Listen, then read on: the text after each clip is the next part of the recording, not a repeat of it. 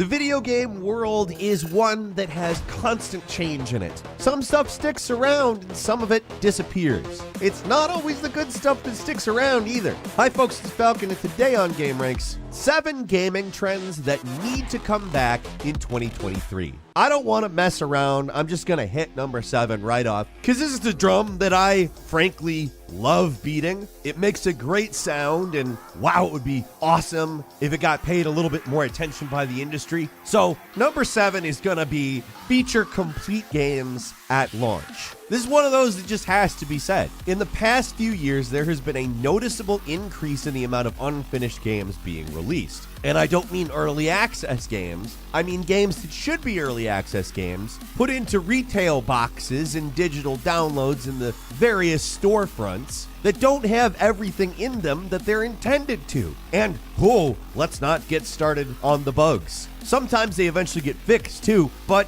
here's the thing that really blows my effing mind. Sometimes they don't. Like, they're just like, all right, well, we put out an incomplete game. Hope you like it. In a world where patches are possible. Like, are you not concerned if I will buy the next game? It's really nice when they do get fixed, but it's also kind of weird that releases are no longer about when the game comes out. They're also about the following months when it gets updated, when the performance improves, or when the devs finally manage to patch in some features that they promised but never did. Like, it's so much worse with the games that pretend to be finished too, but it's still annoying to have to sort through all these actual early access games. Like, I know I was complaining about the releases that are early access but aren't really, but early access isn't quarantined to Steam anymore. You can get an early access game just about anywhere, and it's annoying to deal with as a complication when you're reading about the game, figuring out, if I'm gonna buy this, I'm looking at a game, it sounds interesting, I'm thinking, wow, these features, these ideas sound real cool. Oh, it's in early access. Everything is, including the games that aren't in early access. Yes, early access works great for a lot of games out there. I'm not gonna say it doesn't, but there's a certain threshold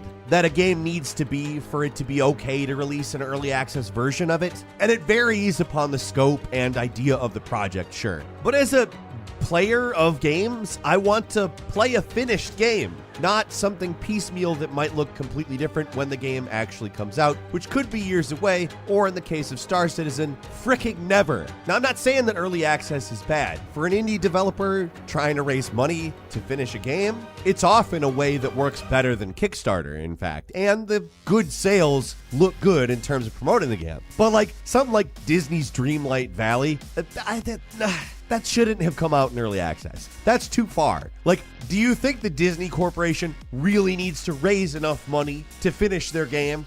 No, they can afford it. So is it so much to ask to get a complete game at launch? And no, I'm not even complaining about day one patches. If they ship a game gold and continue working on it until the day of release, I know that we all used to complain a lot about that, but you know what? That's actually awesome. When a day one patch is the difference between a super buggy game and a complete game, and sometimes it is, that's actually fine, even if the publisher is trying to rush a game out. But man, a lot of games really come out in a rough state. Cyberpunk 2077, that's a full sentence. I don't need to say anything else. That is the subject, that is the predicate, the noun, the verb, that's the whole thing. The only upside is that somehow a lot of big developers are allowed to actually continue working on their games and fix it. That's the only upside to this. And it's an upside that if this wasn't a problem, wouldn't have to be an upside.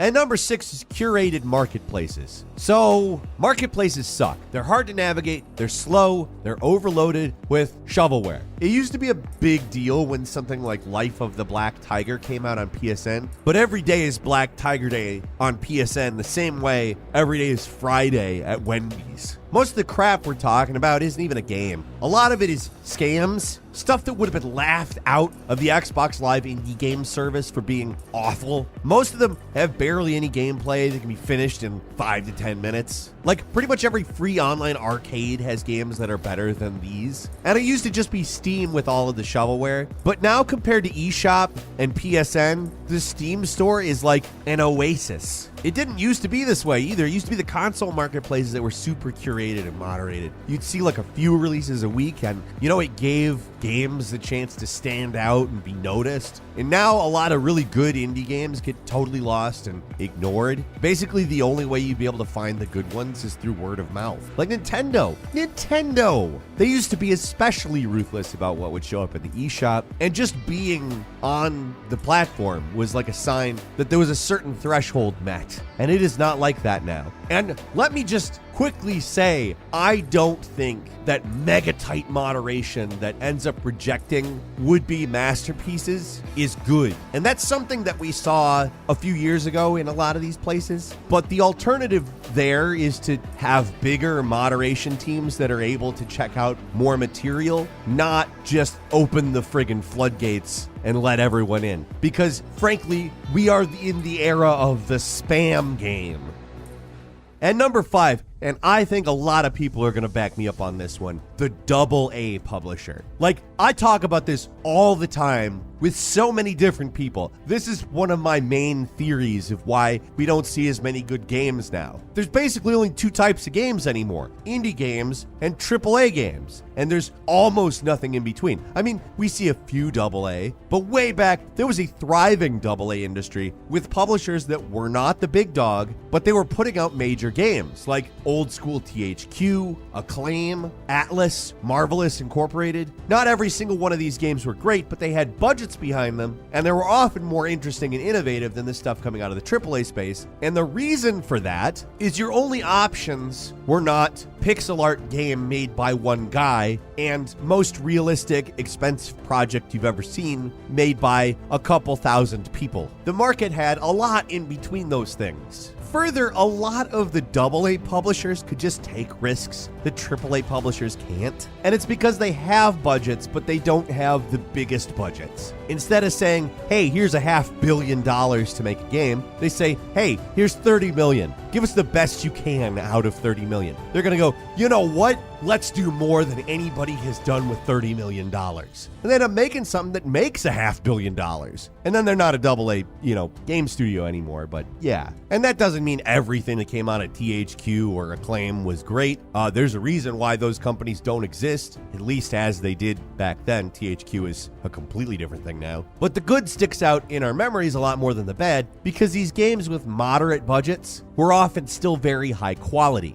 Thankfully, it does seem like the industry is kind of heeding this. Yeah, there are these big publishers like Ubisoft and EA that are clinging on to the few massive hits that keep them afloat. There are smaller publishers out there that are just consistently putting out really good games. I'm talking about companies like Annapurna, Devolver Digital, Focus Entertainment. Like, they've been quietly releasing some of the best games the last few years, and sometimes they're as good or even better than some of the AAA stuff.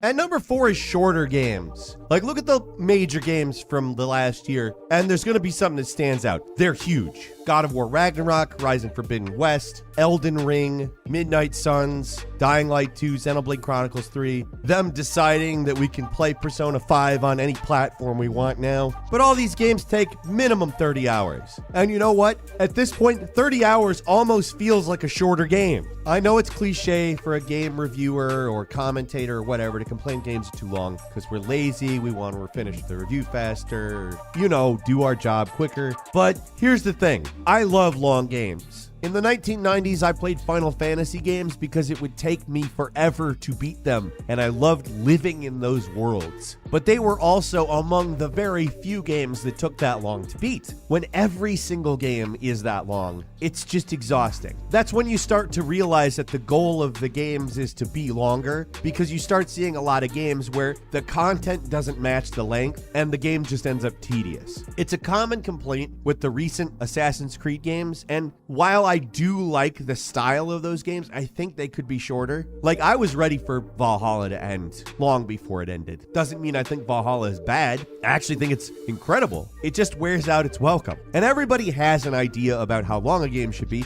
For a lot of people, 100 hours should be the baseline, maybe because they only play one game a year anyway, so they want their money's worth. For others, 12 hours is more than enough and they're ready to move on to something else. What counts as long is different for everybody. We all have different schedules and different different tastes, but what really matters is the quality of the content. There's a lot of stuff that's in games that isn't there to be fun, or even interesting, or even really add anything other than time to the experience, and that just, wow, it could stop, and I'd be happy. I'm pretty excited about Assassin's Creed Mirage for this reason. It's apparently going to be a more focused experience that is more like the older Assassin's Creed games, so it's gonna be shorter. My hope is that it'll lead to a better game that people actually like and it's a huge hit, because if it does end up being a flop, we're probably only getting the big ones from now on. And that's not to say I don't want the big ones. I want both. Give me a Mirage and a Valhalla. Give the Valhallas the longer development cycles, and maybe release 2 or 3 of the Mirages in the meantime. I mean, there's plenty of exceptions, and there are short games coming out if you look for them, but they're not the biggest games of the year. So companies, take it down a notch.